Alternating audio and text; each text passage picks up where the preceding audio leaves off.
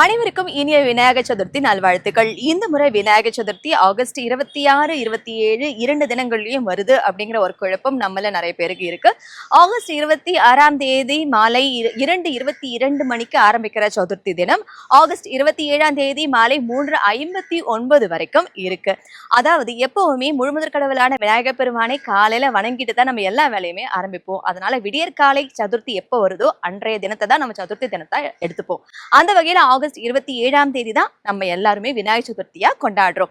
ஆனா ஒரு வாட்டம் நமக்கு இருக்குங்க. விநாயகர் பெருமானே வாங்கி வீட்டுக்கு கூட்டிட்டு வர்றவங்க அத்தனை பேரும் ஆகஸ்ட் 26ஆம் தேதி சாயந்தரமே நீங்க விநாயகர் பெருமானை வாங்கி நம்ம வீட்டுக்கு கூட்டிட்டு வந்துடலாம்.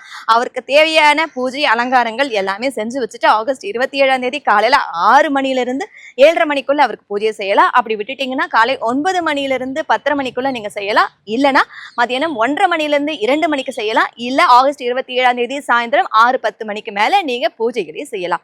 நீங்க எத்தனை விதமான பலகாரங்கள் வச்சாலும் ரொம்பவே எளிமையான கடவுள் பார்த்தோம்னா விநாயகர் பெருமான். அவருக்கு நான் எதுவுமே செய்ய முடியலப்பா, ரொம்ப ரொம்ப அவசரமா இருக்கு, இல்ல என்னால இதுதான் செய்ய முடியும் அப்படின்னு சொல்லிட்டு நீங்க அவள் பொறி கடலை வச்சா கூட சந்தோஷமா ஏத்துப்பாரு. அவை பாட்டி என்ன சொல்லியிருக்காங்க? பாலும் தெளித்தேனும் பாகும் பருப்பும் நாளும் கலந்து உனக்கு நான் தருவேன் அப்படின்னு சொல்லியிருக்காங்கல்ல.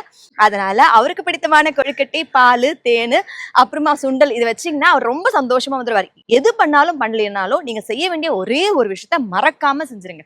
அதாவது அவருக்கு நீங்க செதறு தேங்காய் உடைச்சிருங்க. அதுக்கப்புறமா தோப்பு கரணம் போடுங்க. அவருக்கு ரொம்ப பிடிக்கும். மண்டையிலையும் நீங்க கொட்டிக்கோங்க. எதுக்காகனா அவர் சின்ன குழந்தை மாதிரி. அவர் முன்னாடி இதெல்லாம் செய்யும் போது ரொம்பவே சந்தோஷமாயிட்டு உனக்கு என்ன வேணும் கேளுன்னு சொல்லிட்டு நீங்க கேட்கறத தாராளமா கொடுத்துருவாரு. அனைவருக்கும் இனிய விநாயகர் சதுர்த்தி நல்வாழ்த்துக்கள்.